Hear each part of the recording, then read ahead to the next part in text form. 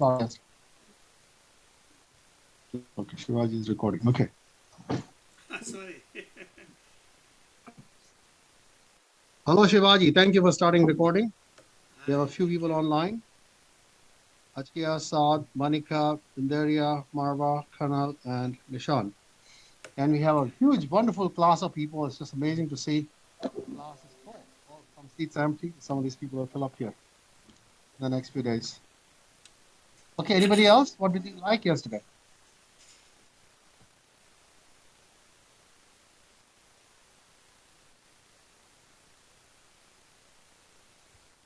Yeah, knowledge, skills, and then hands-on experience project you will do. So,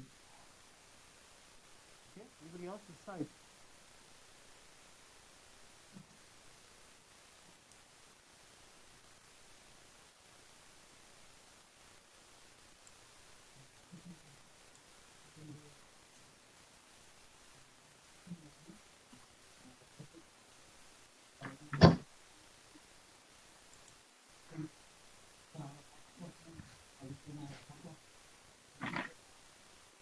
Okay, very good.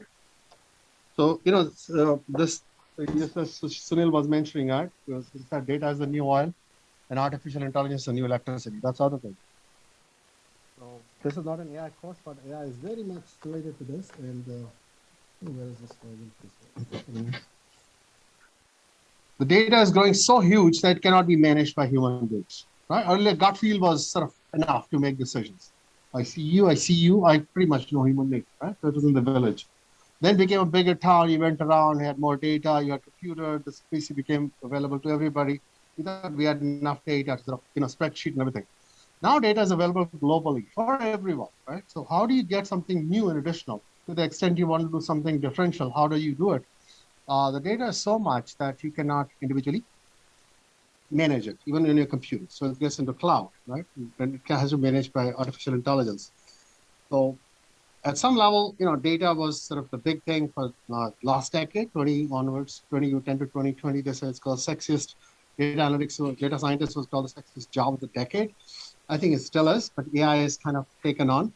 AI cannot do without data. Like you cannot use electricity without fuel, but fuel by itself is not enough. So we will see how we take the fuel, how we take data, how we learn to produce small electricity, small insights. But the same principles are applied at very high scale by artificial intelligence. We'll learn all the techniques, the neural networks, decision trees, regression that artificial intelligence uses, but with smaller data sets so you can understand the intuition behind it. That is the whole purpose of this particular course. So technology is kind of, very much running our lives, and we're generating data every time. Sort of, I was saying, every time we use our phone, my movement record is here. Everything we talk is recorded. How do we make sense of it and be able to do something better? Of course, technology can do good and bad, but the idea is that we should focus on doing the good. I'll remove this so you can see me. We're fairly distanced. I'm vaccinated, so I'm kind of okay. And I think all of you are, how many of you are vaccinated? Raise your hands. Okay, good. So I'm glad everybody is vaccinated. Okay. And by the way, you're not risk-free. I got COVID in January. I did not expect it. I did not think I had gotten COVID, but when we got tested, we had COVID. So I just had mild sort of coughing, which didn't go away for a couple of weeks. So, but anyway, be careful. Even if you're vaccinated, you may not be completely immune. It won't kill you. That's a good part. It'll just probably make you uncomfortable and all that stuff. Okay, so Atria, Saad, Manika, Bindaria, Marwa, Kanal, and Nishan, you can see me okay, right? Yeah, we can see. Yes, Professor. Yeah, I can. Yes, Professor. Okay. So what we'll do is, every time I hear something from you, I'll just repeat what I hear so that you guys can hear. And I'll try to stand here. Occasionally, I might move around. It's my general tendency to move around. And so we were just asking, okay, let's hear online. What did you think was good about? Let me turn this on. What was good about the class, if anything? Was the class good yesterday? What was good? Online people. Yes, Professor. It was very insightful when we had this knowledge of how data can be very meaningful in different ways and how we can extract more insights, how we can drive more insights from raw data. Thank you. Anybody else? Yes, Professor. So actually, some of my friends who had already taken this course spoke a lot about this, like Hold how. on. My speaker has moved through this thing. It's taking a moment to show up on screen.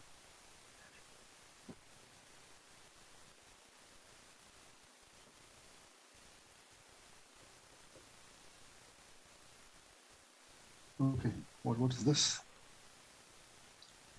So this is a computer science classroom. I'm used to teaching in that one last few years, but today because of the size, we had to shift here. 38 students. So I'll have to call probably some help if this is not working.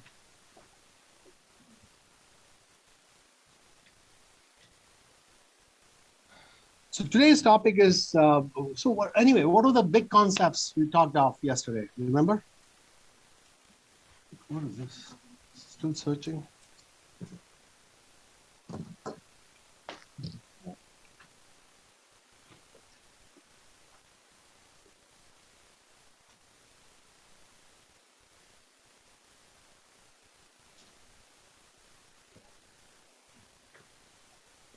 You know what I can do is, how do we solve this? Problem solving. Who can solve it? Huh? You can all join Zoom? Okay, good. All right. Why don't we join Zoom? Is it okay? A lot of people join, the bandwidth will be an issue, right? In the morning, did you all receive an email that there are internet issues? Yeah, so they've solved it. But it's nice to see it here. Who do I call? Rod. It's 10:10. Okay. That was good to come early. I should have come earlier. Okay, try joining on Zoom. I'll just talk to these people. So Rod, please.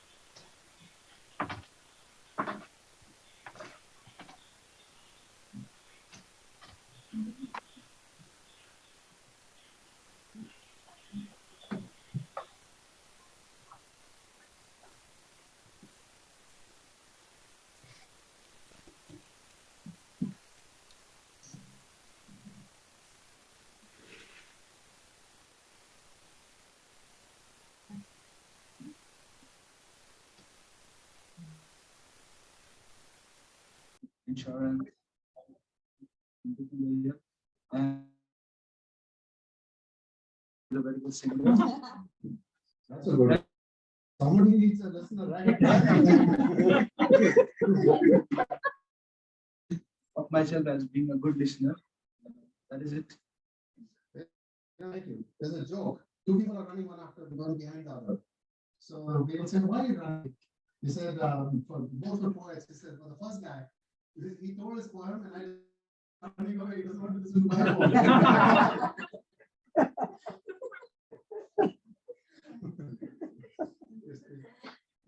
Hello everyone, I'm also from Nepal. I'm a chartered accountant from India and previously finance analyst for Rashtra Bank, one of the largest commercial bank in Nepal. My hobby is taking pictures and playing chess. Playing chess. Okay, wonderful. Hi everyone, my name is Ishwarya. I am also from Nepal. So this is development and this is a development. Research and development. Yeah, and country. And yeah, as for a hobby, I love to cook.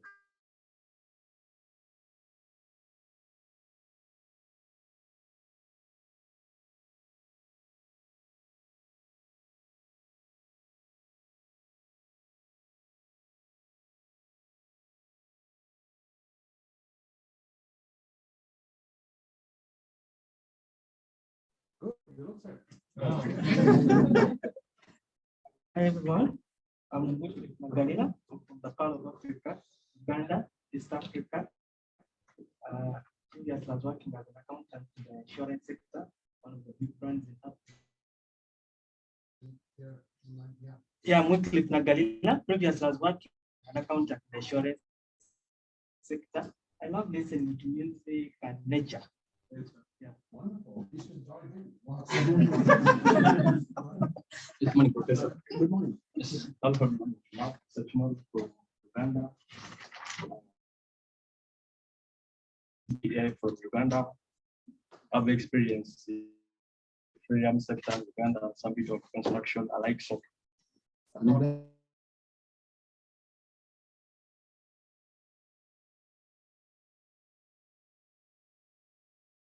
I guess I'm the only Nigerian here. I'm an accountant, of course. I have a background in audit.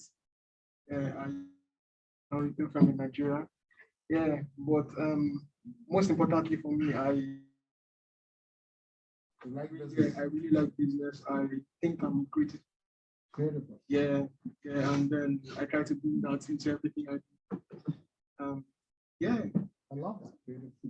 Yeah. What do you like to do outside of business? Okay, I really like fashion. Yeah. Hi everyone, I'm Masurati Mazak. I'm from Bangladesh, and my work experience internal auditor. I have worked 8 years in both local and besides that, I have also experience in chartered accountancy. And apart from education, my passion is traveling and taking pictures. And when I can't travel or click pictures, I just drown myself in. Yeah. Good boy. Hello everyone, I'm Tanya Sultanadipti and I'm from Bangladesh. I'm from different background. I have worked in garments. Sorry. I like to cook. Wonderful.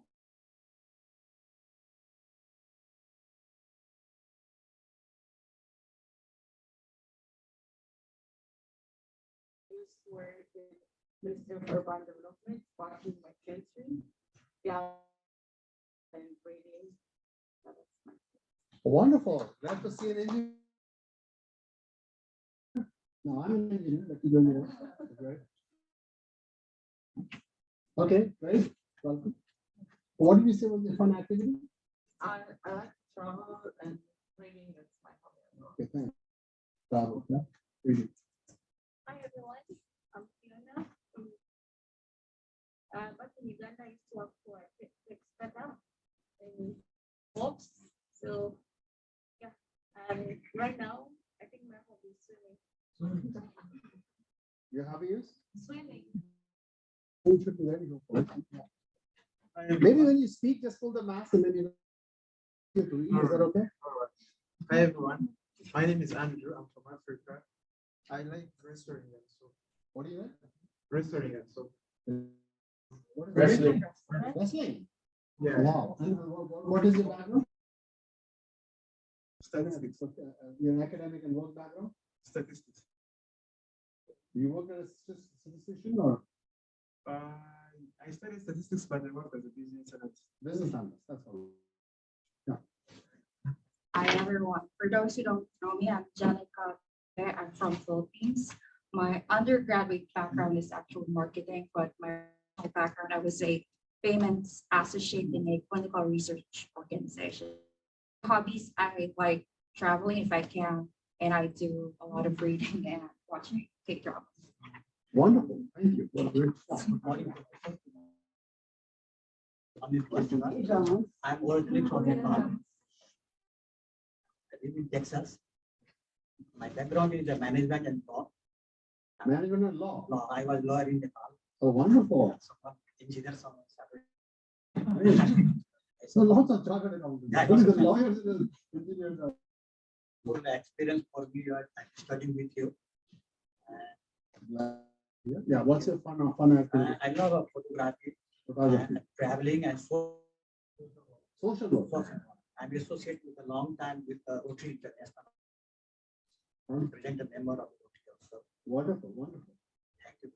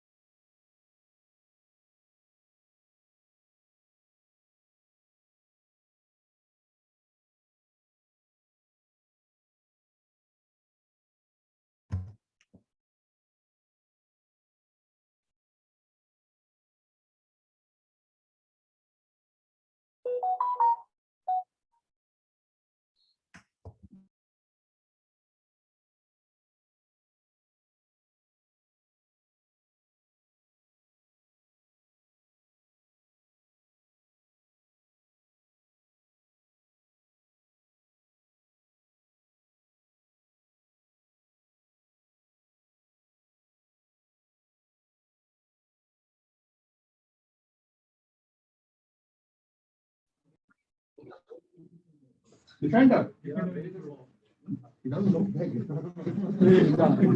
Good. Hello everyone, I'm Vivek Kharel. I'm also from Nepal. Previously, I used to work as an appraisal company in Nepal. And I love traveling, listening to music, and watching movies and series. Wonderful. Thank you very much. Let's go online. Let's go with Asia. Hello, Professor. Good morning, everyone. I think I'm lost. Can people online, can you hear me? Yeah, she can. Okay. Go ahead. Good morning, Professor. Good morning. Good morning, everyone. I'm Asia. Basically, I'm a pharmacist, but I love business. Pharmacist? And yeah. My background is pharmacy, and I used to work in Novartis Pharmaceutical back in my country. But I love business processing, so I am trying to learn how to do business and all. Maybe in some years I will have my own business. So thank you for that, that giving me the opportunity. And for my hobby, I would like to say that I like cooking, but mostly I like to ride motorbike. Right. That's fun activity and cooking. Great. Thank you very much, Achi. And let's go to Sean.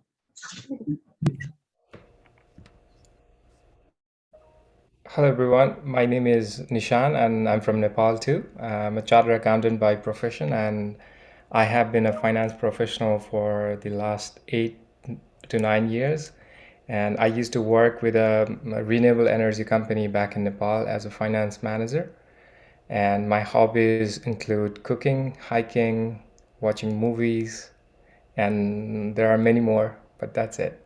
Yeah. That's some fun life, yeah? And during hiking, wonderful, thank you. Saad. Hello everyone, good morning. For those who do not know me, my name is Saad and I am from Pakistan. I worked 3 years in a private bank, and I like playing cricket, badminton, and I love driving long drive. Long drives. Yeah. Thank you. Anika. Hi everyone, good morning. I'm Monica Parajuli from Nepal. I am chartered accountant by profession. I have been working for 5 years as a finance professional, and my hobbies are traveling, painting, eating. Yes. Thank you very much. Okay, next. Hello,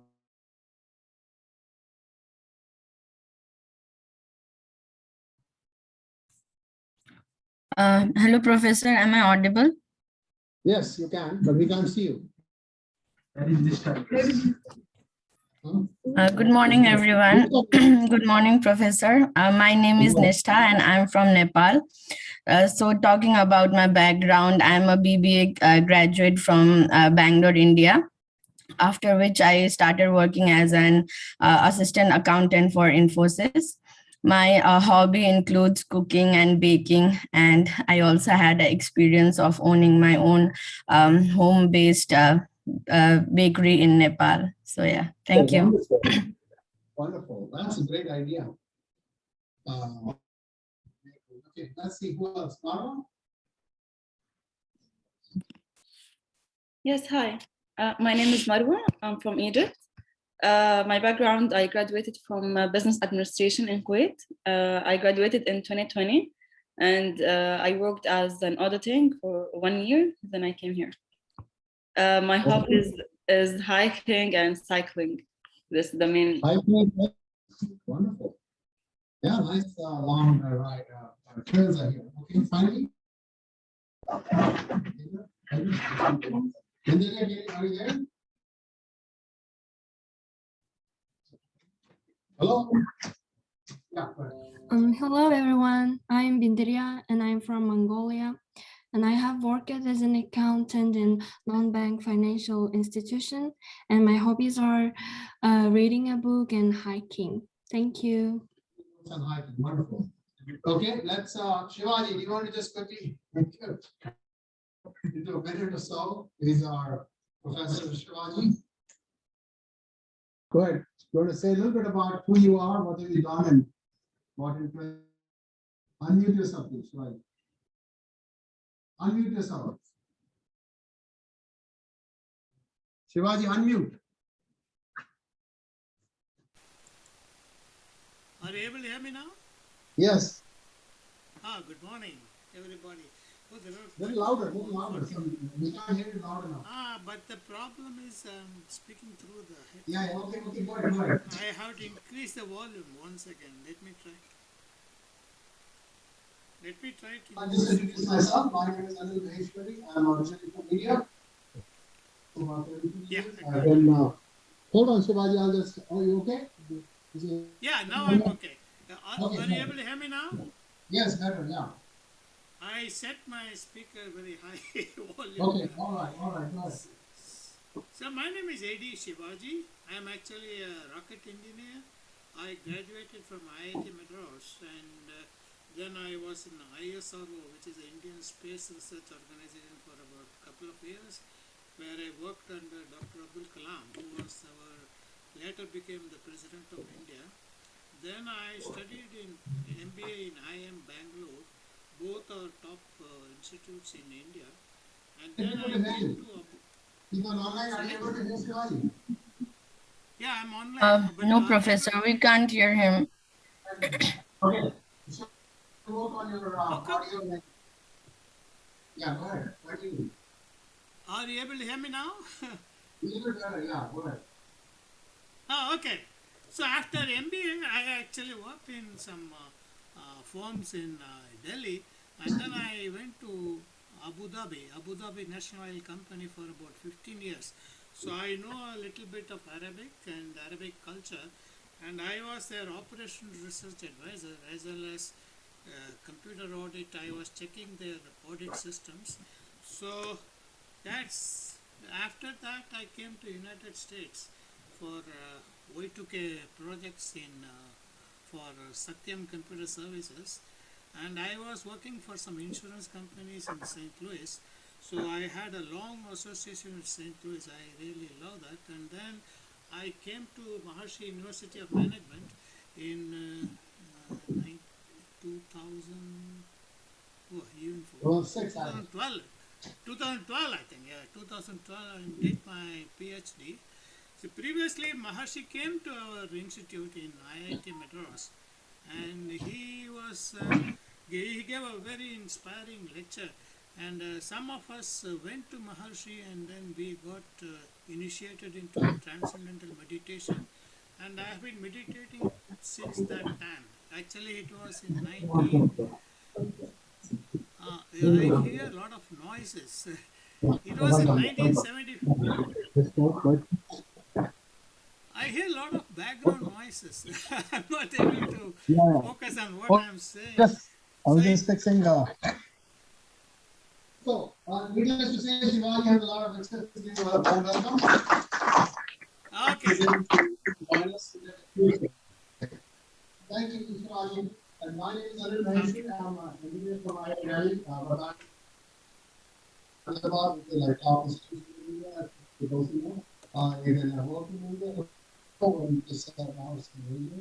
And then when I came here for PhD, then worked for other universities, and then I didn't like that. We went back to industry. About 10 years, started for 2 years. Was another company, went for marketing. Another company, for IT, for a year or so. Just didn't like it. Came back to this place like academia, and then I didn't here for 10 years. The wrote this book here, and I'm going to be using because the students wanted it. I wrote that, and then many other books. This book actually has been published by McGraw-Hill, and also another book called Big Data. So it's just a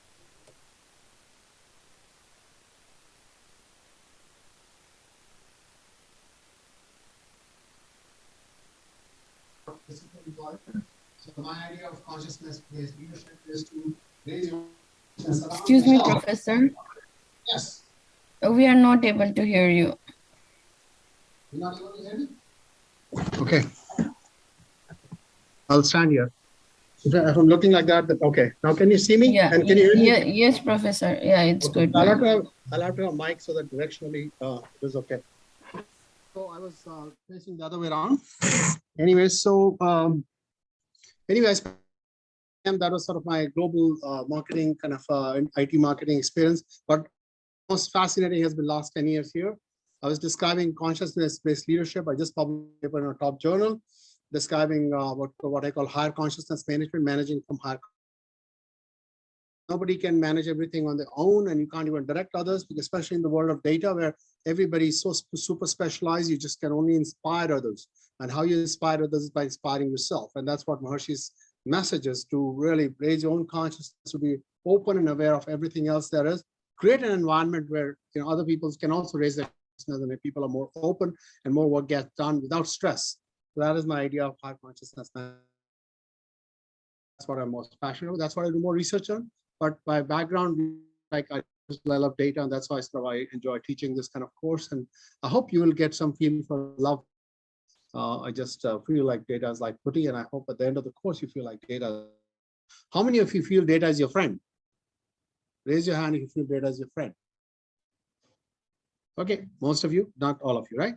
I hope at the end of it you'll feel like a piece of thing that you love and can help you. How many people online feel that data is your friend? Raise your virtual hand if you feel data is your friend. Raise your hand if you feel data is your friend. Okay, some of you. So otherwise data can feel intimidating, it's too much. So like with the, thank you, you can, like with everything, when you start learning like in small quantities of cooking also, right? If you have to cook for 1,000 people, you'll feel like, intimidating. But if you start cooking for yourself, then for your friend, then your family, then it's easier. Same way with data. Start learning with stuff which is small, used to working with it, like in a small sandbox, and then you make it bigger and bigger. So even kids can play with sand, right? When you can get to the ocean, right? Kids play with it. But then over time, they're going to make big things. All cast, their dreams are there, and anything is possible. So big message is anything is possible. Message, I'm Brahma, I'm unbounded, means the whole world is. So that's the kind of consciousness we work with. We can work with unlimited data and not be intimidated by it, because ultimately it's more data, right? And our purpose is to help us to get more understanding of who we are, because we are. So you will see as we see the unity charts. All knowledge of the outside is actually knowledge of inside. Everything relates back to us. This is our goal, to sort of relate back everything to ourselves, so that remains with us. We expand. We data out there. What is data? What did we say the data is yesterday? Anybody? Huh? Anything that's recorded, measured, recorded, right? So that's kind of every word that comes specifics, you can record it, it becomes data. And then we said the data processing. What do you do? Where does data get when it's born? Our whole life cycle. First, we organize it, right? Make sure it's not like just gibberish. We organize it by categories, right? Like this is a student data, student list. This is the professor list. This is the course list. This is the assignment list. This is the building list. Like even within the university context, when you are an accountant, right? You've got this project list. You've got the client list, the transaction list, the different kinds of transactions. Because each one needs a slightly different treatment. On the other hand, they're all together, right? So to be able to run a company, you need very detailed specs. But when you're doing that's reports, you don't need too many details. You just need to know, maybe compare how many audits we found this month versus last month versus last month versus last month, right? And you want the trend to be lower, higher, like those kind of things. We look for things on weekly basis. We don't need every individual transaction for certain kind of activity. Detailed organizing is database, but then we say we want to. That's what managers do, right? Actual workers will work with individual transactions. Whether you're an accountant, you'll work with individual transactions. Your salesperson, you'll work with individual accounts. Do you think my dean is interested in everything I do with every student? How well you did? How many people got this kind of grade, that kind of grade? Is there any complaints or whatever is the positive and negative things they want to hear? Net, right? Anil taught 6 courses in the year, 4 courses in the year. How many students, right? They want. That's a kind of reporting thing. So that's called data warehouse. We roll it up by certain units. We don't want specific details, individual daily activity. We want like at some higher level. These many courses for this teacher. This many courses, this like this teacher, right? We saw the movie transactions database. This product, this particular total revenue. It doesn't matter if there's one customer with the whole revenue or 10 customers, because you're looking at revenue right now. That's called data warehousing. It's like organizing for reporting. Then we look for, well, what are exceptions? The reporting, which is like the kind of reports you would produce at any business, which is top 10 customers, right? Top 10 fraud events, top 10 projects, top 10 products we have. You can get that. Always, you just have to sort. Sorting can be done by human beings. Sorting can be done by computers. This and this. You want to know if this products only sell there or it only happens during this kind of customers, right? So you want to know those kind of patterns. That's what pattern becomes. Top 10 is not a pattern. Top 10 is a master pattern, which is a tool, but it doesn't give you much insight other than saying, okay, things, and we don't want to go into things which are, because there's a tail idea, right? That's where the 80-20 principle happens. 20% of customers give us 80%, give or take. So then we focus only on 20% customers when you manage it. 80% sort of will generate a little bit of revenue. We don't pay much attention. So that's kind of one kind of pattern we do. But other patterns we have, we just talked of various. So we look for patterns. We look for exceptional patterns. Surprises. So there's a paper called That's Interesting that I talk to students when you're doing research. Because what do you look for in research? What do you research? So research. What do you research for? Something that's interesting. Students go, eat food, come back, they take class. That's interesting thing. Maybe can I say, there's a pattern they found when they give out judgments before lunch and after, found to be very different. Same case given to them. When they're hungry, ready to go, they just give out very harsh judgments. They come back after lunch, they give very. Can you believe that? It's true. Unless somebody researched the patterns, like similar case, similar facts, you won't believe it. You think, they would do right. So just food has a tremendous thing. Very often you would have heard jokes like, before lunch, sort of people are, so that very interesting patterns. I can go on with many examples about you would have your own patterns. So the important thing is not somebody else's patterns, the patterns you experience. And one of the patterns that Maharishi says is there are 3 ways to learn truth. What are 3 ways of learning truth? Anyone? There in Vedic, the 6, but 3 important ones that Maharishi says are that's how we learn. How do we learn? What are the 3 ways of truths? Experience. If I experience that after eating this, how much research somebody says, I believe it. So I've experienced, right? Somebody say, oh, TM makes you this and lose you. But I experience peace, I will do it. Yes or no? Personal experience is the most important thing Maharishi said. If you don't experience, Buddha said the same. Don't just believe somebody else's word. But having experience is one way, because we could be limited. Second way is Shastras or script, ancient wisdom handed out, which has survived. It won't have survived over if it was not true. But people have rejected it. It would have been modified, it would have been sort of abused or disabused or something. The scriptures are scriptures where people just went into the unity state and downloaded whatever the nature told them. It's kind of truth. So if nature says what you experience, you have double support. This modern science, right? Experimental approach. You do this, you do X or Y, and you find different results. X leads to this, Y leads to this. X is better than Y. So that's kind of scientific way of experimenting. That's how you test these laws. Whether laws or weaker laws, we just test this thing. If validates all 3, I experience something, Shastra says the same thing, and it Western science, then what happens? That to me is the strongest truth. Remember we talked about gas model yesterday? What is gas model? Right, we said good pattern. This good piece of knowledge is general act is so what makes it strong for me? Okay, I should say another one is that when I validate it using my own personal experience through what the Shastras say, through the scriptures and science has discovered. So one of the things that I'm very passionate about is Vastu. This is okay. So we did research on Vastu. It was the first experiment. Vastu, although Vastu has been around 30 years, we've done, a lot of research has been done on individual fields. We did a research on Vastu. Now I've been a very, very beneficiary of Vastu. When I came here, I had a Vastu office in Gateway building, and that's when I immediately wrote that book. Within a year and a half, I wrote the book that bestseller, which you're using for the book for the course. And happened because I have Vastu desk east facing, and I felt that's what is happening for me.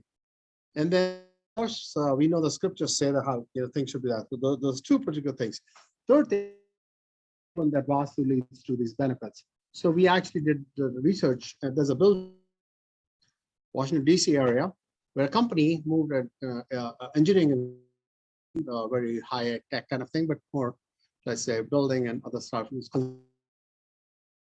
Building to a Vastu building, just 2 miles away, same township. And we measured the creativity using standard tests, and we went up by 60 to 80%. Same employees moving. So total period was like about 3.5 months, but 1 month before the move, 1 month after the move was completed, we measured their creativity. So that just validated with modern science. It got published in the top journal, research journal. So that completes the trifecta.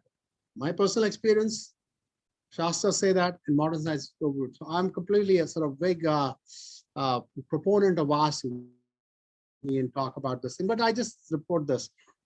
It's my own personal experience.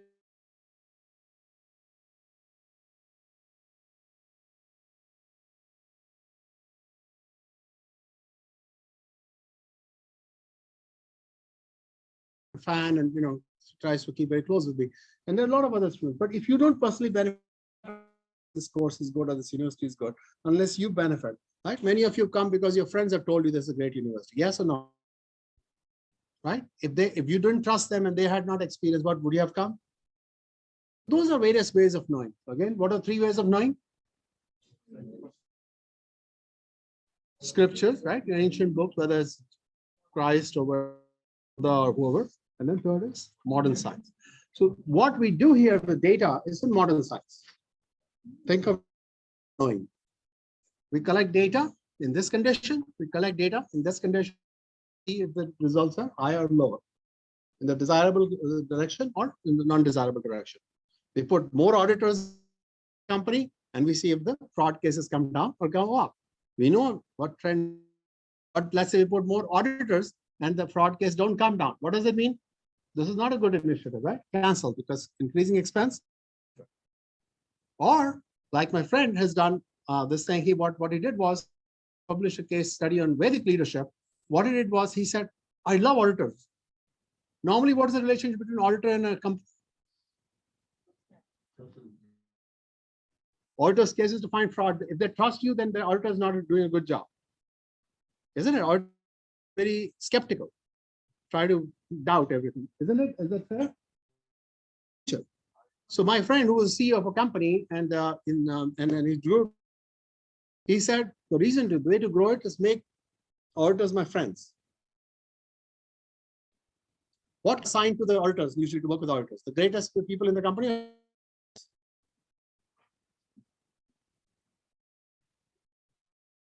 Also good ones, right? So that's considered just a nuisance. Auditors are nuisance, let's have some, keep them at bay.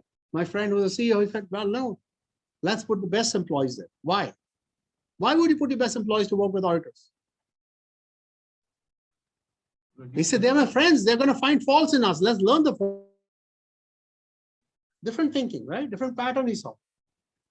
And that way what happened is all the insights from auditors felt happy that they were giving us the best people. He said, we are learning. We're learning from them. Auditor, instead of being a tussle, auditors become a, what do you call it? It's like quality control people for us, right?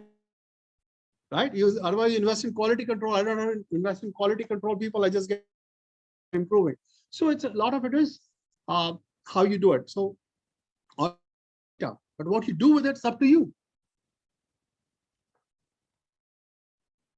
So these are various examples that I personally just want to share how data can help give you insights, but what you do with it depends entirely upon you.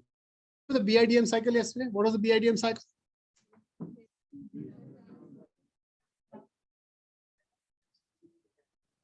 Anybody online wants to or say what is BIDM cycle? And somebody online? And turn on your camera and repeat what is BIDM cycle.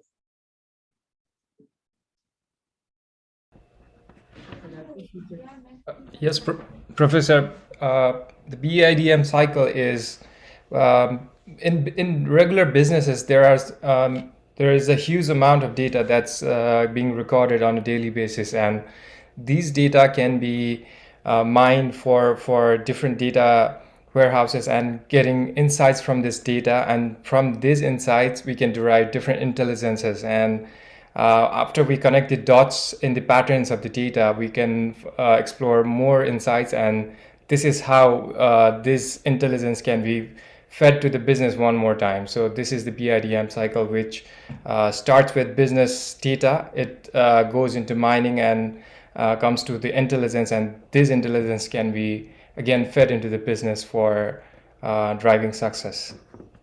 Business for driving success. What? Okay, thank you. So you got the cycle, and then if it drives success, then more growth in business, more data, more mining, more insights, more growth, like that cycle just goes on and on. Hopefully you just grow based on data.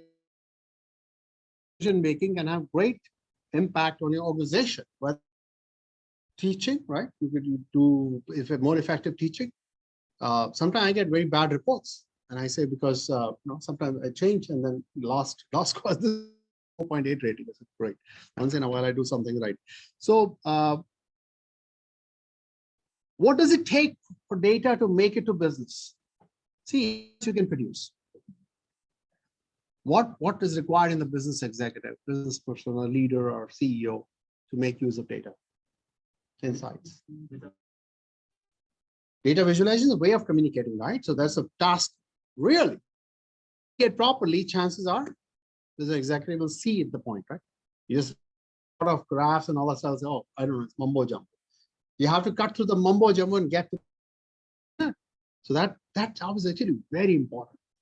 Looks like it's not too technical. It's all artists. All the artists in the world, you've got work cut out for you. How to communicate ways, pleasing and yet guess the main point.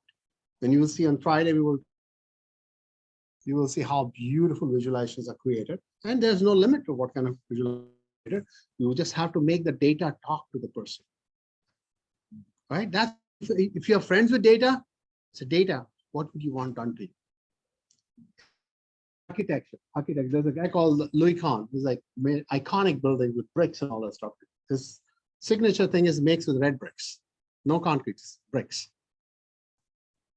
And he said, I like to talk. Sometimes I don't know what to do, right? So I talk to the brick. What would you want done to you? Let the brick talk to you. Sometimes I feel the same thing with data. Talk to data. Okay, data, what's going on in your head? Tell me. Because then you talk to data, you become friends with it, and data will tell you what kind of insights you can get. Yeah.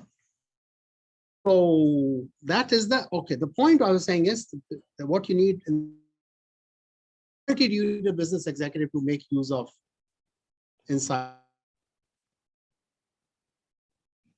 Right? You know, leadership needs quality, right? Leadership qualities, you know what, all the vision and all that stuff. But what quality would you need to be able to use this? Right? You go from business to data, all that stuff, you know, right? It goes from business to tech. But how does it make back into the business cycle?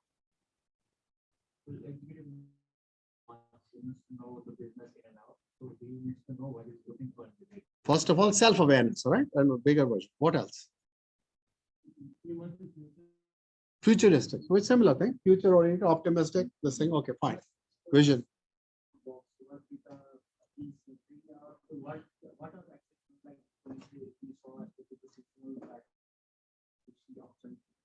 Outside the box. Just don't limit to what's there. Be open to. Huh? So interpret it in a way. So that's part of how it's visualized to you. So you can help interpret this way. Interpret and benefit from it, right? Okay. What else? Relationship between two data. Relationship between data. What is the quality in the business executive? What are the qualities needed? This was actually drilled into me at a particular. I just want to. It may not come naturally to you. Yeah. So decision-making power, right? What does it take somebody to make decisions? Huh? Data. Analytical mind. Intuition. But intuition is the data is confirming intuition. I'll go for it, right? It's getting there. What else? Intelligence. What kind of intelligence? Logical or emotional or right? What else? There's another word which you will when mentioned. Huh? Okay, the person understands data, but still, why should you believe and do it? So, okay, fine. I'll do it my way still. So that's data visualization, right? The data is communicated. Okay, I'll just cut the so you should see the pattern, right? Okay, I see the pattern and believe in it and act on it. Quality is needed to act on something that you have been told is called courage. It's a very different quality than other. The quality is a quality. It's not of the mind. Why you tell me all the time? At some. Okay, I'm going to trust you, and I'm going to. That's not true with everybody, right? Those who are tech people, accountant people, not necessarily. I mean, anybody can have courage. Sort of logical way of thinking, the courage vanishes. Yes or no? So you need courage. Yes, a tech person needs certain skills.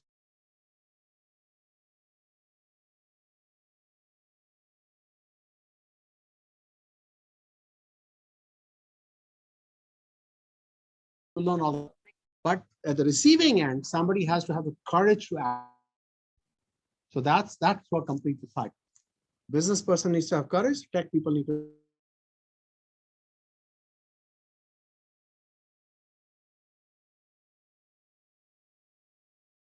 more data? Can I open bigger the box?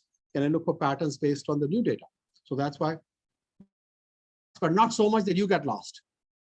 So that's kind of dance you do, right? Enough that it's sort of, so that's where intuition comes in. Let me get more data. Every time you get more data, it takes time, effort, delays everything, right? More effort. But if it has the potential to, in of insight, then I would do it. So even that's some kind of courage, right? Because then you the report like tomorrow. Well, I'll take 3 more days. Why? Because I think there is something more. Let me get some industry data. Let me get something else. So the patterns is about life. In some ways, patterns is life of the business. But no. Different. It's like consciousness in business. People will say company has a soul, or it doesn't. Right? Somebody should have a soul. Then people love to count there's a purpose. People do that. So companies that have a soul, executives who sort of work from that perspective are more open to doing things. And if it aligns, the new insight aligns with what you're doing, you're more.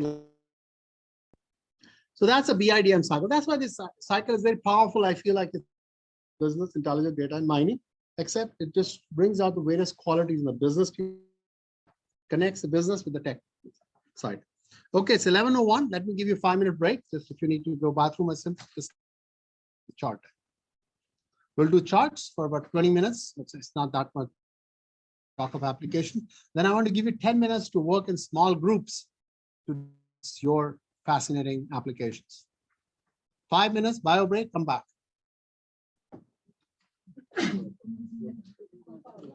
Okay, I'm going to pause the recording.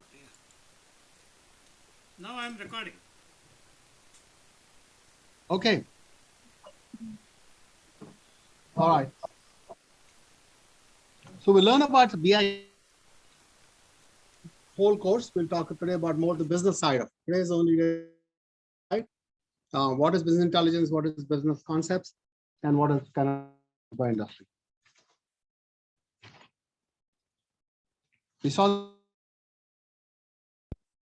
again, it's all arrows going in the opposite direction. But business leads to data. Data is mind, generates insights, fed back, and then business grows. That cycle, pretty good. This I will ask again in the exam, just because that's the essence of it. Why is it useful? I feel the technology side, and that's something that sort of you need to know. Business ideas, you don't know what to do with the technology. Without technology muscle to business is blind, it doesn't know. So the courage of the executive is forward, whereas the skill of the technologist helps provide the direction.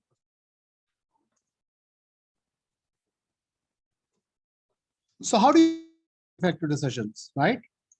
So the part of it is making decision businesses speed. What does that mean?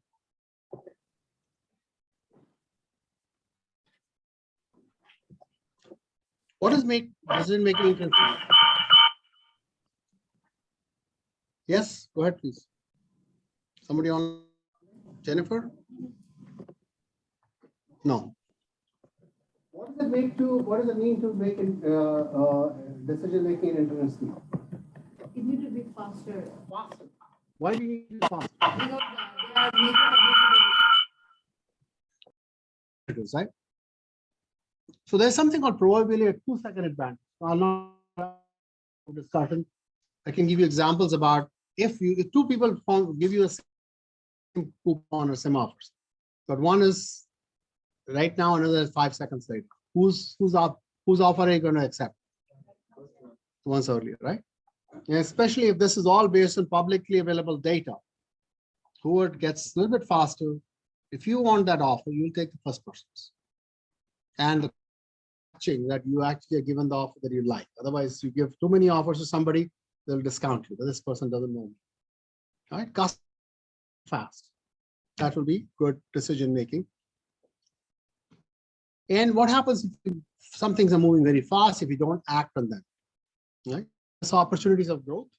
Or today, if your product product gets bad reviews on social media, and if you don't respond within a few hours and nullify or say sorry, how can you go to the customer say sorry and all, your brand can go into spin. People say, "Oh, I also felt that thing. I also felt that." After that, so it's an avalanche you cannot control.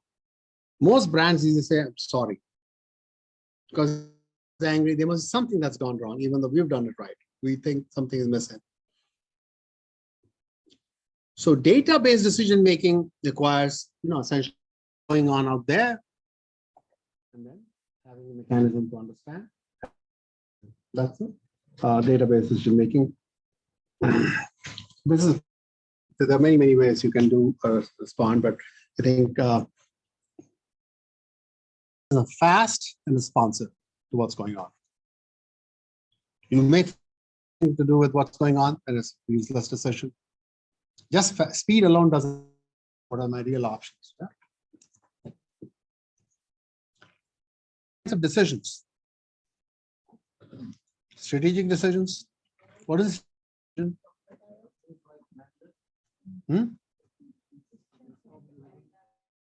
The strategic decisions. Long-term direction of the right. You enter a new business. You enter a new geography. Buy up some other company. Like Elon Musk is buying Twitter. That's a strategic. Twitter to decide to sell to Elon Musk is a strategic decision. Can change the direction of how it comes. Operational decisions. Day to day. Right? What shift? Who to do what audit? Who to sort of generate what? Which bank to sort of choose for this thing? Right? You shop 10 banks. That one gives you most deal. You go with that. That's an operational decision. You do all. Unless you say, okay, I'm going to bank. I've stuck with a bank for 20 years, but I think this is not the right bank. Let me go to a bigger bank. Or whole relationship changes. Maybe new opportunities come. So that's a strategic decision. What you do once in a while is strategic decision. So where you sort of do a lot of what if analysis. So in operational decisions, you want efficiency, right? Same thing 100 times a day. If I can save a few seconds on each decision, I'm going to save some time. Customer service representatives. Anyone in a sort of customer, we want to deal with a lot of customers. How can we do faster? That is one kind of those kind of decisions. Those are the big two types of decisions. Right? Strategic means change the direction. Outside impact, like you need to scan the environment, and one is inside. Try to make. Okay, now we look at types of applications. So we'll go to multiple industries, and so let's say type of kind of even types. You can say descriptive analytics. Take the data and describe what's happening. Make some charts, graphs, etc., etc. Let's say visualizing. A lot of it is you can visualize anything, but visualizing the sales for last up or down like that. You can 12 months like that. So you can see that describing. Diagnostic gets into data mining pattern. What may be wrong? What is the word diagnostic doctors? Don't be medicals. What are they diagnosing with this stuff? Identifying what may be wrong out of 3, 4, 5 different candidates. Why is your temperature? You have COVID, you have flu, you have some inner trouble, you have some infection. So diagnosing. So diagnostic analysis looking at data saying, okay, you're not low, your sales are low because this particular geography faced some competition of a certain kind. That particular company, that particular region had a recession for some reason and you had low sales. So then we know, okay, this is like something like I live with it. Or there's some employees who will strike, or they were sort of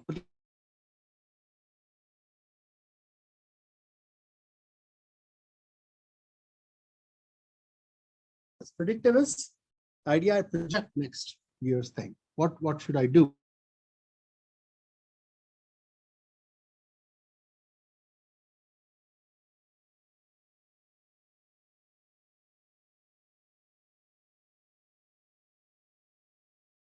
Hire more or get more cash in my bank or and then prescriptive analytics. This is the latest one, which is kind of almost artificial, telling you what to do, prescribe what to do.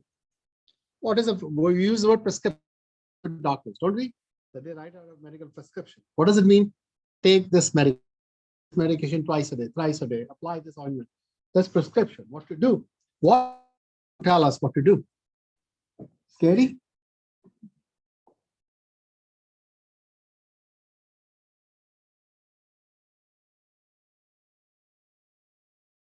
We are losing control. Why are we losing this kind of control? A, because speed is high. A lot of data is being generated and very lot of speed. The interconnection between various things is so much that our mind cannot fathom all the equations. Right? How does marketing affect sales? But what does marketing impact R&D? But how does R&D affect production? We can see R&D impacts production, but how R&D impacts marketing? Well, marketing feeds the. So all of these functions are kind of interrelated, but you have to have a very cogent view of the total business and the total environment that you're operating, and in different geographies.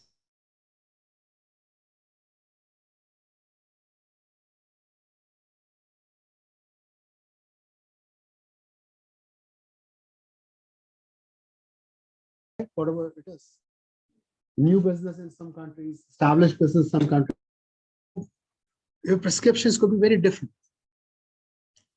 The AI, artificial intelligence, can develop your whole marketing plan. You say, I want to have customers who are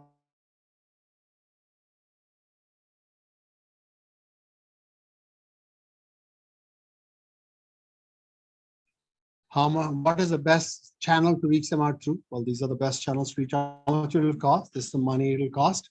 And there you go, to execute. So it can prescribe what to do to increase your customer set. That's the prescriptive part. How do we get to prescriptive?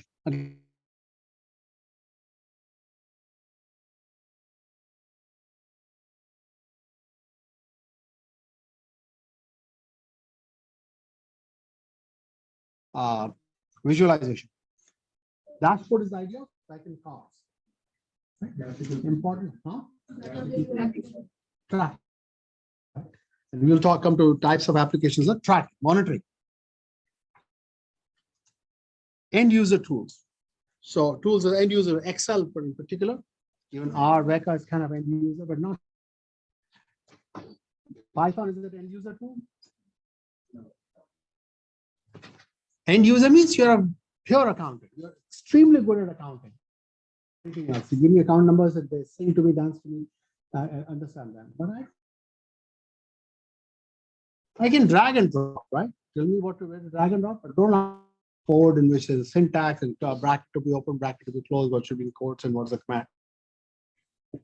Excel is very much like end user application, right? Drag and drop.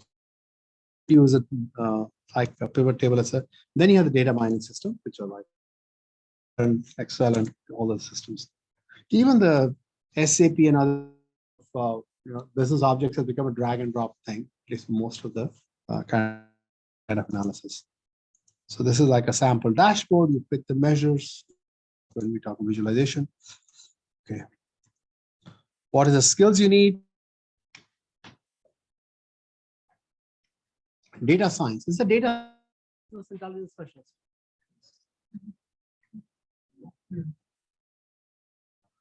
I don't think so. These terms have got so muddy, I have to use. I don't. Of course, once it's business intelligence, it's all about reporting. Business intelligence. The word business is in there. Intelligence to be reported. I have to understand the business executive first. You are a sales executive. You are the marketing. You are the production executive. You are the R&D executive. I need to understand what you need. What intelligence? Where I'd feed it. What kind of picture you like? Two different VP. One likes graphs, like red, blue, green. Another like lists.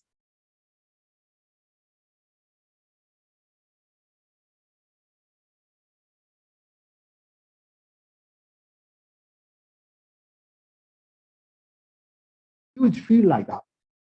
In fact, 5 years ago, they said they predicted data visualization will be the hottest thing beyond data.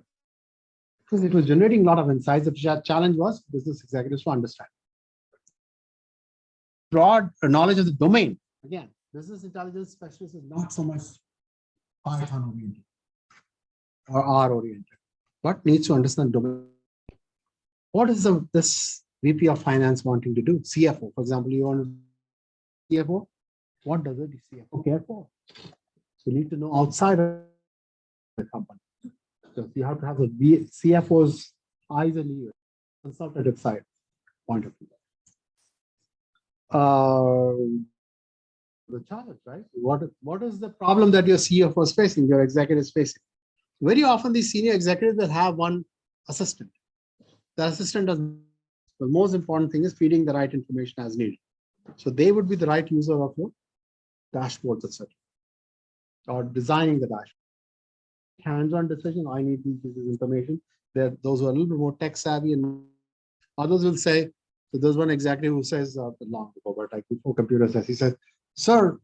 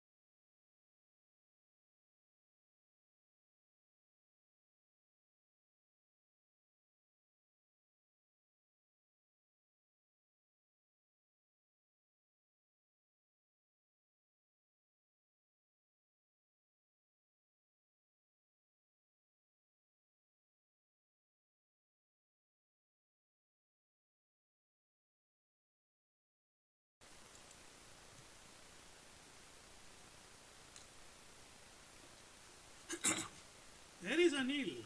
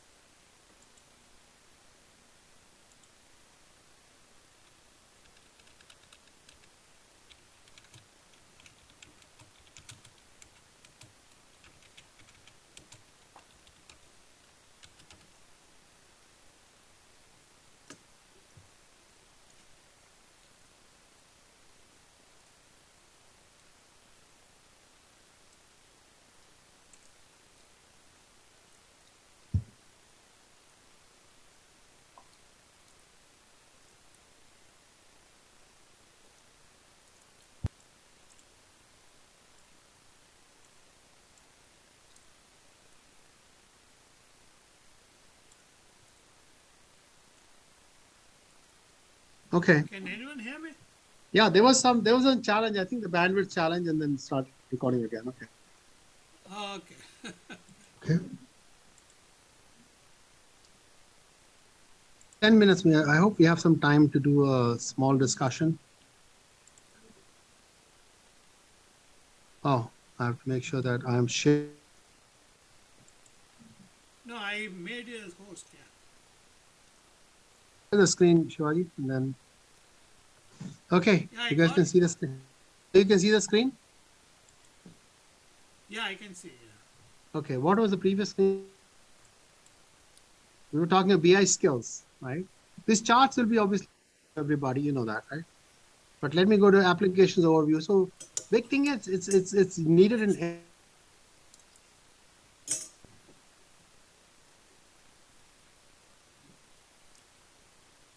and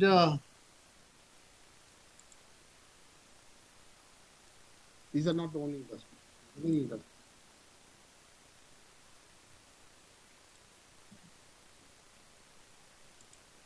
So many functions. Some functions are common. These is customer become a global function. There's customer service management and everything else. Customers become very fickle. Slightest hiccup, they'll complain or leave. So this has become. Customer, and that every business has customer, right? That customer, there is no business. So a whole different field by itself. But you need marketing and operations, business application. Okay, so let's see what is customer relationship management. Again, this is not the purpose of this particular course here, but these are kind of applications. So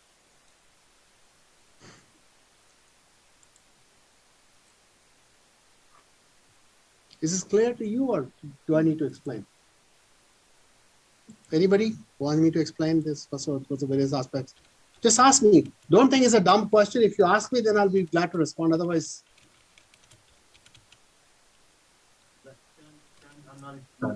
churn analysis to decide whether to let the customer go or not. If some customer complains, I've had this service issue, right? So give me a discount. Especially in telecom, it came about, right? I was missing calls. Let's say internet issue, right? I'm having internet issues. Give me 1 month service free. Now, service representative has to decide whether to give the 1 month free or not to give 1 month free. If you give the 1 month free to everybody, what, you're losing revenue. If you don't give, what happens? Customer will go. What if somebody is just making a complaint every month?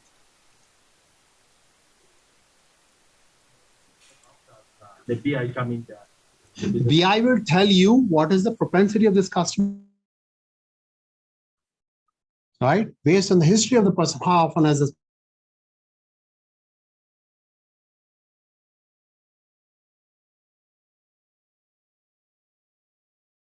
Give them.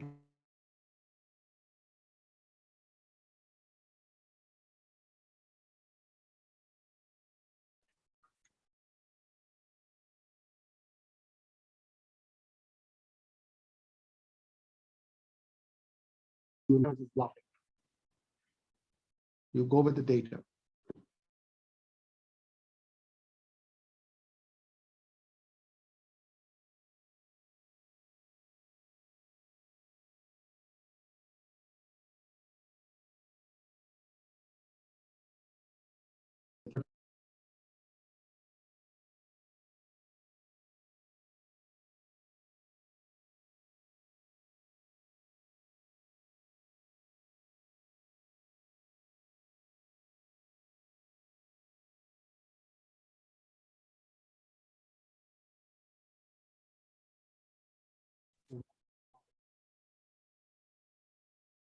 Recommendation in the calendar.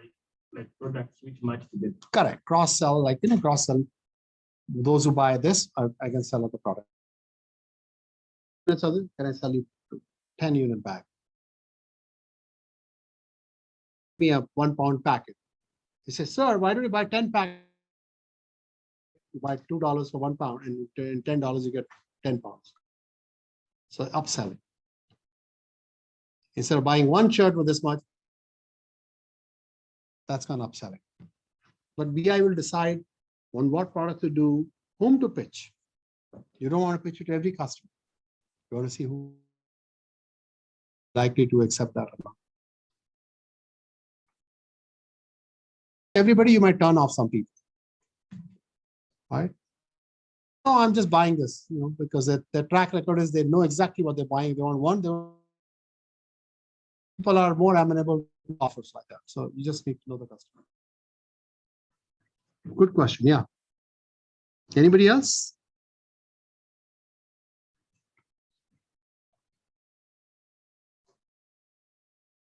No, what happened? Are you guys able to see my screen or no online? Stop sharing. So, Professor, we can see your screen, but the thing is, your voice is breaking, so we don't hear you properly. So in halfway, your voice cut, and I don't know why I don't understand everything. That is the problem for the internet buffering. Yeah, as you're saying here that because we can hear you clearly. Yeah, but the problem may be, I don't know. Upload speed is different than the download speed, I think, right? Maybe. See my screen now? Online, people? Yeah, we can hear see the screen. Yes, we can. I see the screen. Okay, let me just continue with this. Yeah, we will watch the video. Watch later. the recording. I think that'll Yeah. be the way Yeah. to do it. Yeah. Thank you. Yeah, now it's okay. Resume slideshow.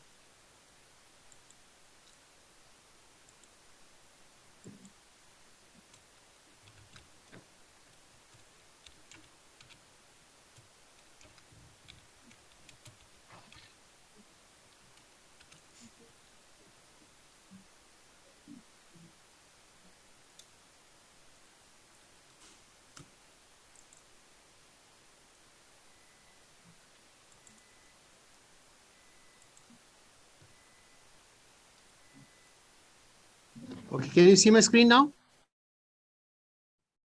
Folks online, can you see my screen? Yes, Professor. You can see.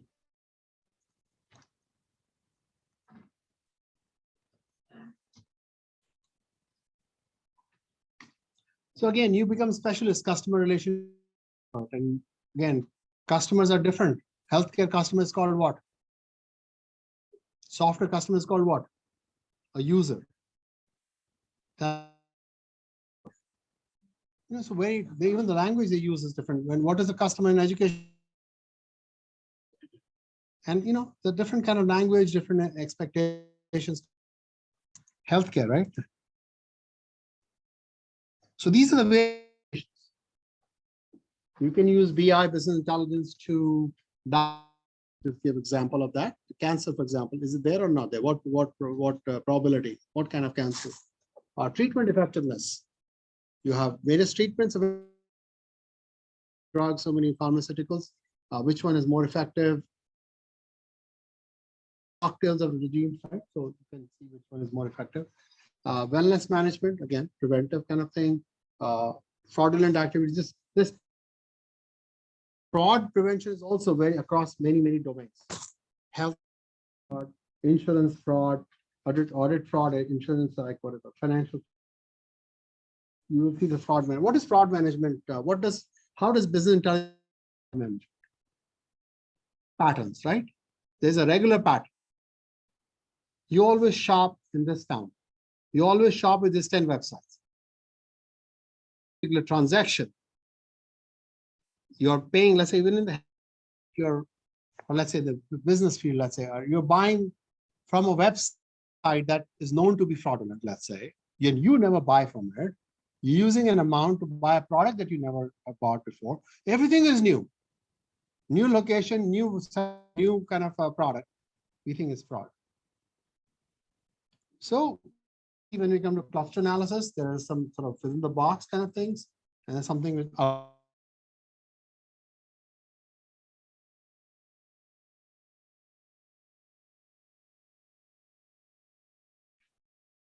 outlier can be outstanding in some ways, right? This person, but in the case of a lot of data, outlier means chances are there's something attention to. Maybe generally you're going out and buying that. But so that's what. Yes. Then can I give another example that financial institutions, you can be like from past experience, being maybe depositing like maybe 100,000. All of a sudden, your account is hit by maybe. So it can raise some red. Exactly. You've always been doing 100,000, 50,000, 200,000, and suddenly $1 million transactions happen. Which is so fraud is only red flag. Ultimate decision has to be taken by human being. Scripted. Okay, stop the transaction. Yeah, even with the last week, I was going to make one payment like for $5,000. I used my card, and I got a notification from bank like and I said yes, and still they declined my payment. And I called bank and they say you never made a transaction before above $200, and you already had $100 transaction now. So it looks suspicious. So we just declined. So I said, like, it was me who making transactions. So please, activate my card again. They activate my card again. So they said it looks like suspicious. They think there's some quick check. Who's the person? Who are you making to? If any of them looks fishy, you can flag it out as possible fraud. Just to add that, Thank you. just generally, Speaking with you. generally, audits when your initial stage of the audit, I want to do journal entry testing, right? It basically test transactions that.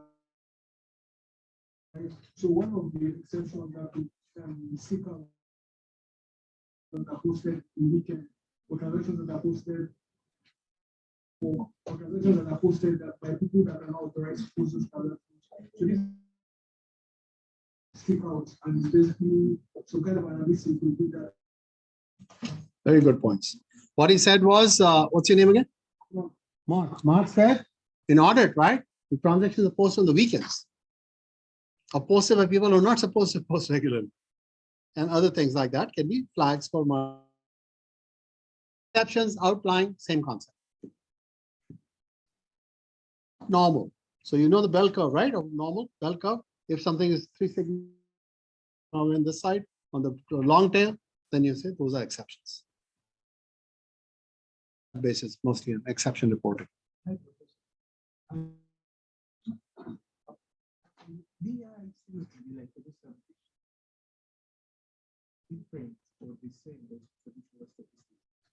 Oh, the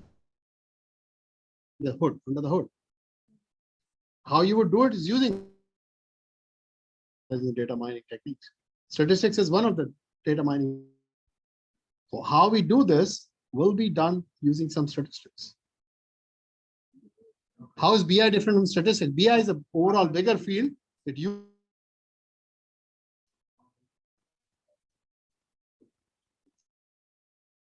into business intelligence capabilities. Business intelligence is like a field. What does intelligence mean, right? Can insights or knowledge.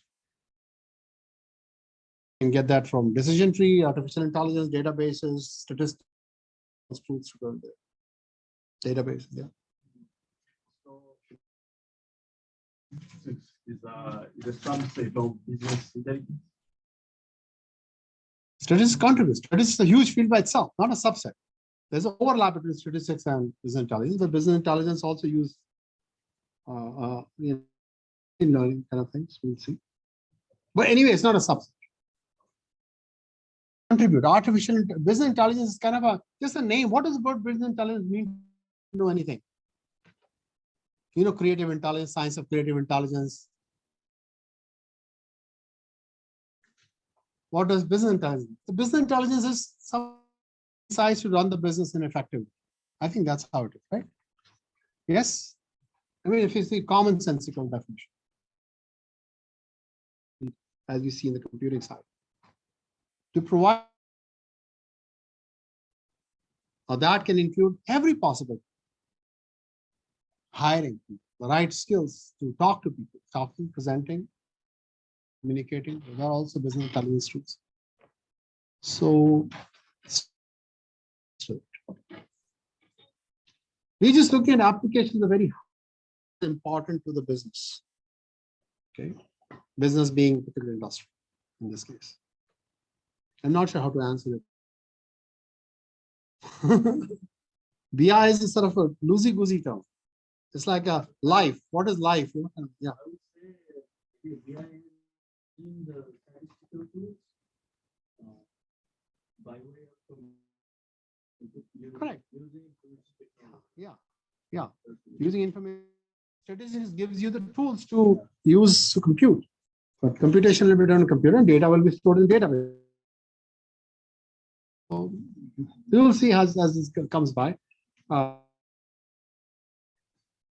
Public health management, like COVID thing, right? Track chances are COVID is up or down. Can we relax the mask or not? That's a big decision that's made on data. Okay. Every application by itself is a huge thing. Industry is a huge thing. We talk healthcare, we're just going. There's so many applications there for every industry. Education. What applications in education?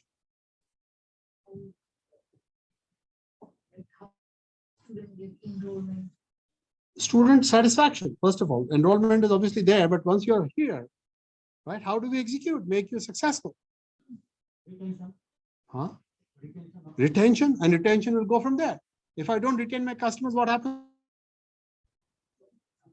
Period, right? Of course, I need to stand up, being successful. Which courses to give? I'm not. I'm sharing, right? I think it's sharing. I can see. People online, can you see my screen? Yes, we can see this. Okay, you can see. Yes. Because the professor-related application, student-related application, administrative-related business has to, as a student, how much tuition to charge? Is that the price, right? How do you price your educational product? MBA, executive MBA, undergrad, PhD, how do you price them? Unique your product is? Yes or no? If your product is unique, you can charge. So that whole decision in education is about how many degrees do we have the capability to offer them, like that. Anyway, I just listed 3 of them. Logistics, huge thing these days, right? Why is it huge these days? Retailing in logistics. The shortage of a lot of stuff, inventory. Because a lot of supplies come from. What's happening with China? COVID, some geopolitical issues, and war issues. So shipping lines are not secure, all that stuff. How do you get? Big one is have the right stuff in the right place. You have too much stuff, you're wasting money. You have not enough stuff, money. The big supply chain issue. How much to manage? Similarly, just-in-time storing. Did you know started giving their sales data to their suppliers 20 years ago? There was a Harvard Business Review article. In return, retailers, they said, we'll give you sales data. As soon as you ring up something, you buy this thing, right, in a store, that same data is Walmart headquarters from the sales quarter, but it also goes to the in real time. What did that do? Manufacturer knew where my product is selling. Maybe selling in Iowa, but not in New York. Where do I need to replenish? In return, what did Walmart get?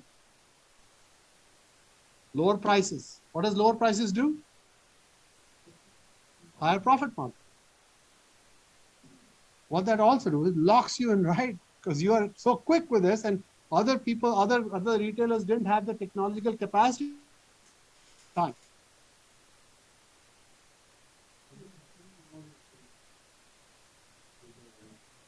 It's still happening. And that's old story now. It's about that.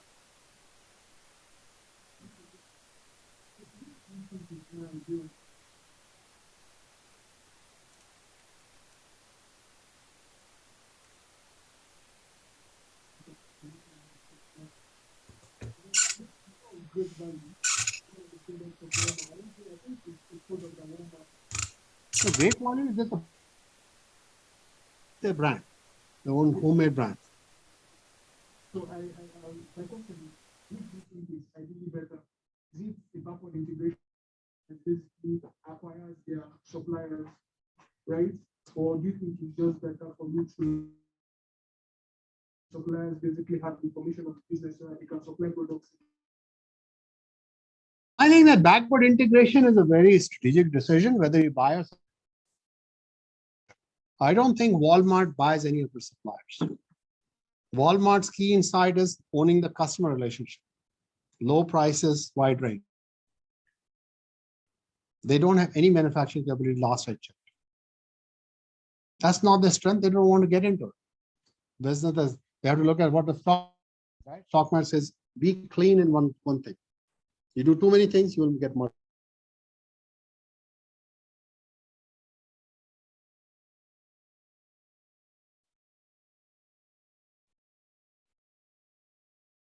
week, we'll talk of association rule mining, how to lay out items in the store so that you maximize the sales. Do you think it makes a difference where the item is placed? Higher up in the shelf or lower in the shelf, in front of the shelf or somewhere deep inside the shelf, at the entrance of the store, or this one, nicely shining with light shining on it, or somewhere in the dull area? Makes a difference, right? You can't put everything in front, right? So which one to choose to put?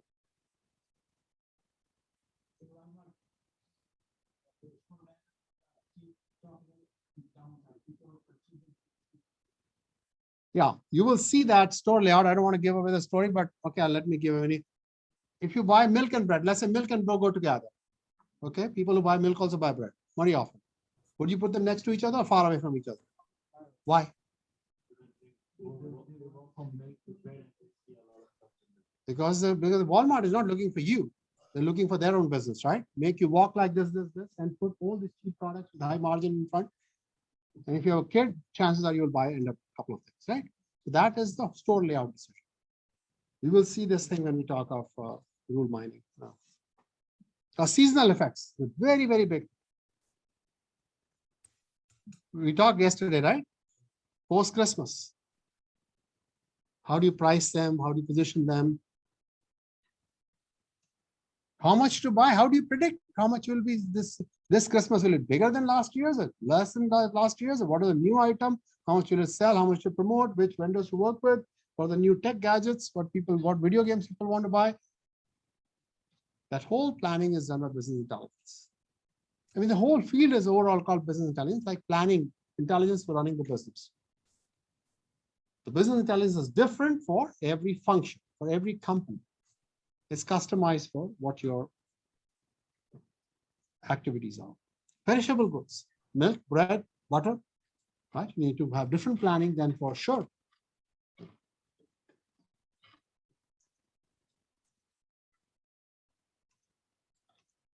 Banking, we all like in the finance kind of people, right? Loan application. This I can go on for, but I'll give the automated loan when I come to the decision tree thing next Monday. Huge thing. Loan application, right? Banks have to give loans.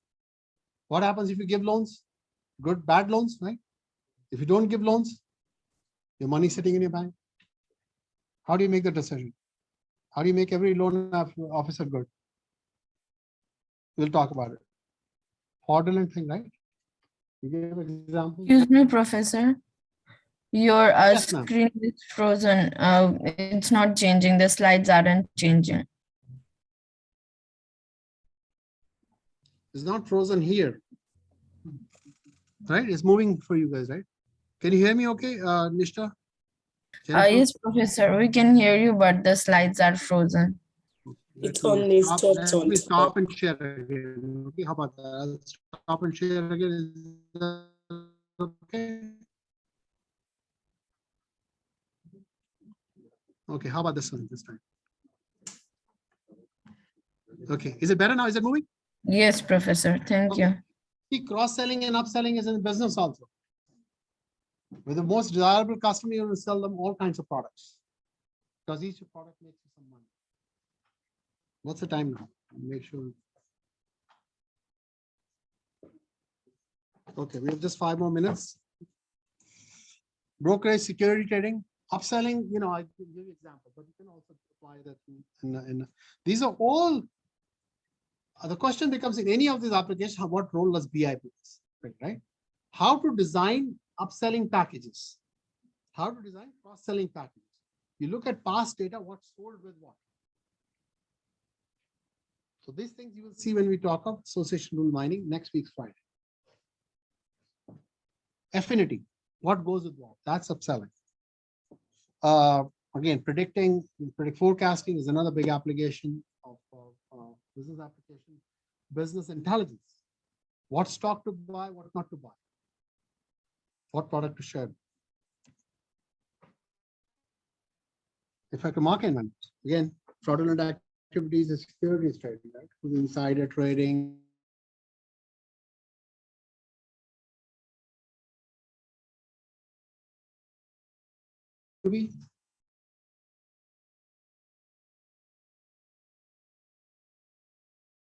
fraud detection. These are two cross industry applications. You will see them repeat over and over again. Like cross-selling, upselling is like a customer relationship application. Somebody calls, I have a complaint. Can I interest you in buying this thing, a higher package? Time. So you see, you're buying this, customer immediately post on the customer reps screen. Okay, pitch this particular. They will actually give a whole script what to say. System will decide what can be pitched. That insurance, forecasting claims, forecasting business, rate plan, fraud management. Insurance fraud is a very big thing. Financial fraud is a big thing. Telecom fraud, various frauds. What is a claim? Reimbursed for that. For every $78 is given back in terms of claims. Your car gets damaged, your house gets damaged, your business gets damaged, some fire happens, you need to give back. How do you forecast what's going to be there versus next year? What factors predict? Maybe this season is hotter than last year. Maybe there'll be more fires. Maybe 5%. Calculate, I'll probably have more fire claims this year.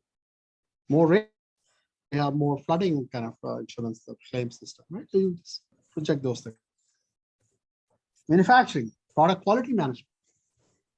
Look at last year to this year, last month to last month, last batch to this batch. It's going up, going down.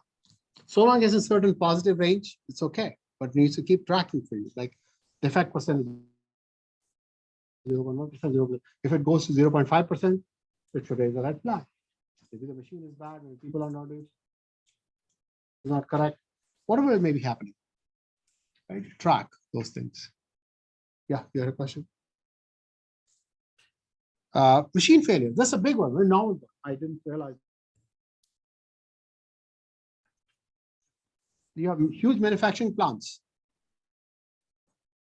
Sometimes there are dependencies, like this machine feeds into the next one and this feeds into that. What happens if a machine breaks? The whole chain stops. Big loss of production. And then you have to repair this one and then start the whole set of machines. Active maintenance of machinery is a very big thing. You just vibration records, you track what happens just before the machine is about to break. The temperature is high, maybe its vibration level is high, etc. You track all the machines giving this trouble likely to have. You do preventive maintenance. Part, put the new one so that you do it in a planned way. That way, all the machines can be settled. Do it at night. So that's called very, very huge. Now that's where a long time ago we used to sell wireless solutions as with this solution that people can anomalies in production. Now this is a very mouthful to say. The idea is that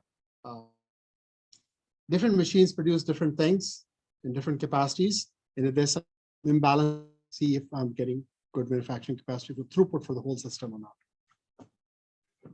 Right? This machine only produces 1,000 per hour. This one produces 5,000 per hour. This will go to almost, planning.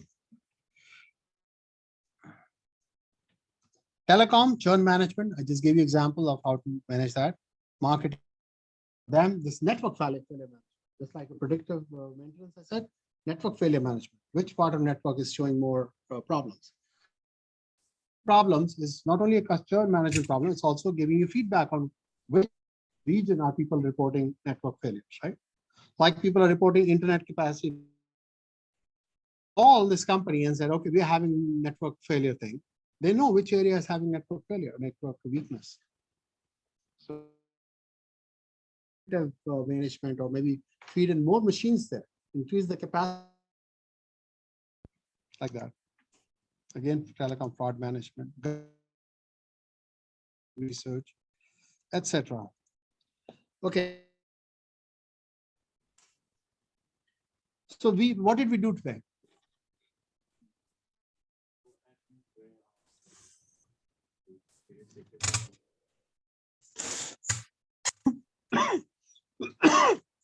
Right? We looked at applications, the more important applications. What are the two big common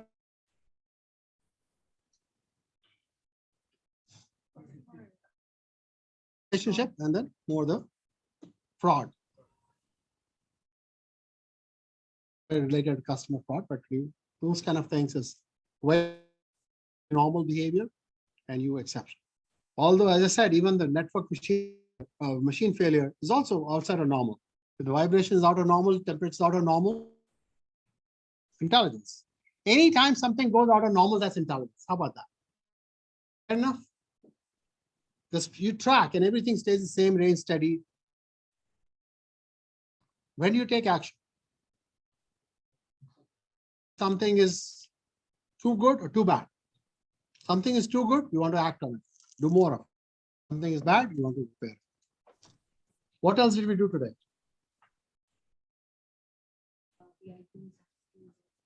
We looked at types of decisions, BI tools, various. What are the kinds of decisions? What are the right? What is strategic decision? Long term, change the direction of the company. Operational decision? Short term, too many off and off, right? Okay, what are the kind of tools we have? Categories of tools? Dashboard system, which is to end user tools that anybody can do to do something, and then sophisticated system, right? And we looked at many. Okay. We also saw everybody's presentation of their own self. Let me ask you a fun question. You heard everybody describe which. How many countries were represented in your class today? Don't just think too much. 5, 6, 7, 8, 7. So there you go, is your gut feel. Bangladesh, Pakistan, Cambodia, Egypt, Uganda, Ethiopia, Angola, Philippines, Iran. I've got 12 already by the way. Huh? India, Angola, I said. It's always, whenever I get a chance to do this, people under report. More countries than what we think. So it's a good. You think, oh, this is all we do. No, there's a lot more to reality than. On that happy note, thank you very much. Give us a round of applause. Any comments from people online? Please turn on your camera and. No questions, Professor. It was a wonderful session. Thank you so much. Thank you very much. Anybody else? I mean, I have ish challenges with my camera, but at least I joined in late, like I thought they're all communicated. But from where I found out, it was good so far. So we had internet issues, right? So hopefully try and come tomorrow here if we can. We'll try to repair the internet. All right. Any other comments? It was good except the internet issue. Thank you so much. Yeah, internet issues are real. So we'll try to be here tomorrow for those who are not with COVID. I sent you an email earlier this day, so I will be here for a few days. I'm so sorry. That's okay. If you can't help it, you can help. Yeah, I will be addressing. 10-minute thing. We'll not meet in afternoon. The afternoon is for you. Tomorrow, okay. Tomorrow there'll be a quiz. 10 in the class tomorrow. Maybe around 10 o'clock itself. 10 to 10:10. 10-minute question. Huh? Chapter 1 and 2. And multiple choice question. There were 10 questions. No, on Sakai. We'll have about 7-8 minutes to do about 10 questions online.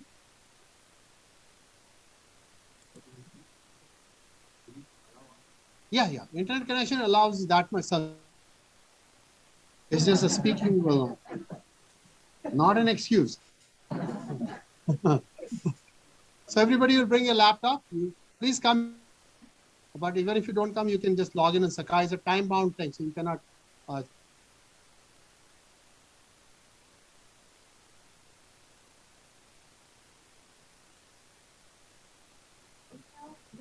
asked that. That's the first. It's not available. No, there's some other class going on other than what's in the Dalby Hall. Even computer science to 32. So they felt we could all be together, and then people sort of 30, 40 people. Okay, sorry about that. Yeah, over 10 minutes and then we'll go. Okay. Huh? 12:30.